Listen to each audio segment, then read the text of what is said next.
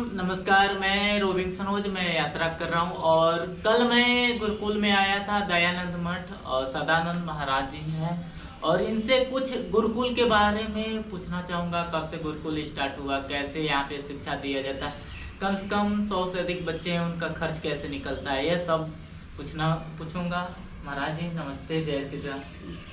थोड़ा गुरुकुल के बारे में बता दीजिए। दयानंद मठ दीनानगर की स्थापना लौह पुरुष फील्ड मार्शल स्वामी स्वतंत्रानंद जी ने 1938 में की थी और इसका मुख्य उद्देश्य था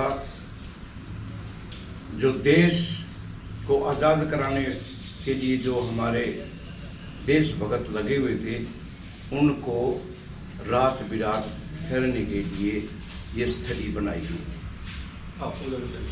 दयानंद मठ दीनानगर। और ताकि ये जंगल था, उस वेले जंगल में ये आश्रम बना था ताकि हमारे देश भगत यहाँ ठहर सके, उनका रोटी पानी का प्रबंध हो सके। और यदि इधर कहीं जंगल में घुसे छिपे हुए हैं तो यहाँ से भोजन बन करके और अंग्रेज सरकार से छिप करके उनको वहाँ भोजन पहुँचाया जाता था। क्रांतिकारियों के लिए, देश के लिए जो कुर्बान होने के लिए तैयार थे और देश को आज़ाद कराने के लिए जो कमर कसी हुई थी, उन नौजवानों को यहाँ से राशन रोटी पानी भी बना करके भेजने का मुख्य उद्देश्य था। देश आज़ाद हो गया तो उसके बाद आर्य प्रतिनिधि सभा पंजाब ने यहाँ पर एक संस्कृत विद्यालय खोला। उसी संस्कृत विद्यालय को आज दयानंद मठ निरंतर चला रहा है। इसके अंदर विद्यार्थी पढ़ रहे हैं निःशुल्क, कोई खर्चा नहीं। पुस्तकें, भोजन, कपड़ा, लत्ता, बिस्तर जो कुछ भी है उन विद्यार्थियों को दिया जाता है और यहाँ से बड़े बड़े विद्वान बन करके और देश देशांतरों में, विदेश के अंदर भी, देशों के अंदर भी जाकर के प्रचार करते हैं। जैसे हमारे लौह पुरुष फील्ड मार्शल के शिष्य स्वामी जी महाराज ने एक बहुत बड़ा अच्छा दीनानगर का रहने वाला ही विद्यार्थी जो यहाँ पढ़ने आया था और ब्रह्मचारी रहा और उसको विदेश में भेजा। और स्वामी स्वतंत्रानंद जी महाराज ने कहा मैं तेरा पासपोर्ट नहीं बनवा सकता, मैं तेरे को किराया भी नहीं दे सकता, पर तो ऋषि दयानंद का संदेश विदेशों में देना है।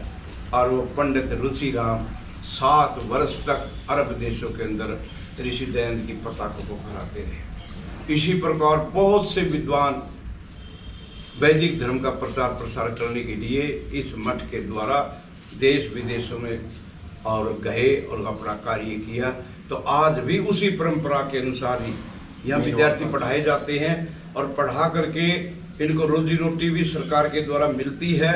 ये शास्त्री की डिग्री लेते हैं और शास्त्री की डिग्री के साथ ये विद्यालयों में जाते हैं पढ़ाने के लिए, परंतु अपना सिद्धांत ऋषि दयानंद का संदेश जो कि हमारे पूर्वज ये कहते आए हैं और हम भी इस चीज को मानते हैं। देश आजादी की नींव पत्थर यदि किसी ने रखा तो वो महर्षि दयानंद ने रखा। और उसके बाद जितने भी आर्य लोग थे इस देश को आजाद कराने में लगे। और बड़े गर्व के साथ कहना पड़ता है, आर्य समाज का इतिहास पढ़ के देखो और कांग्रेसियों ने जो इतिहास लिखा है उस इतिहास के अंदर पढ़ के देखो, 85% आर्य समाजी इस देश की आजाद कराने के लिए जेलों में बंद थी। हैदराबाद सत्याग्रह का नवाब जो विश्व के अंदर बड़ा ही अपने आप को शक्तिशाली समझता था, उसके भी घुटने आर्य समाज ने टिकाए।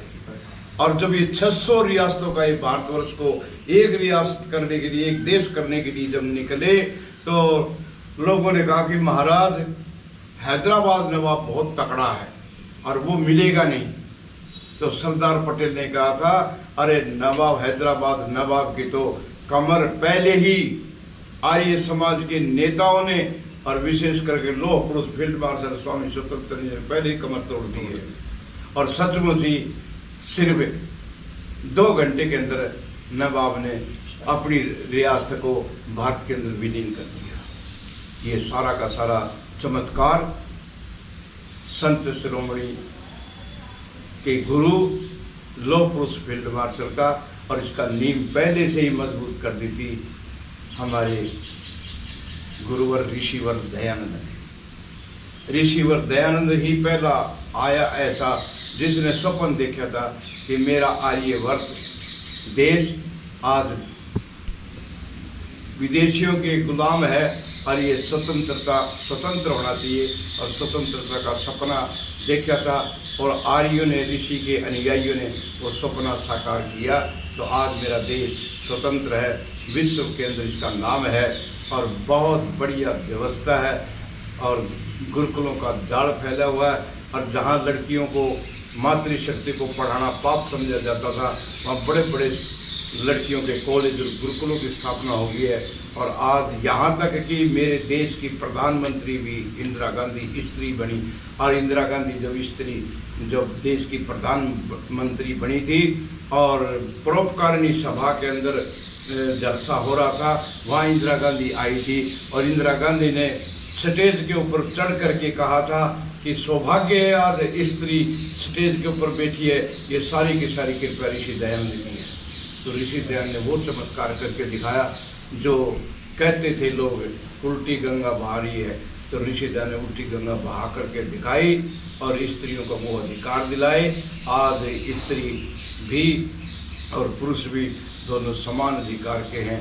ये ऋषियों का संदेश था। और उन्होंने गुलाम देश को जो 1235 वर्ष से गुलाम था, उस देश को आज़ादी की नींव ही नहीं डाली, अपितु आज़ाद करके दिखा दिया। तो मैं ज़्यादा न कहता हुआ कि जितने भी हमारे आर्य महापुरुष हैं, उन्होंने इस देश के लिए अपना न्यौछावर किया और सब कुछ बलिदान किया, और ऐसी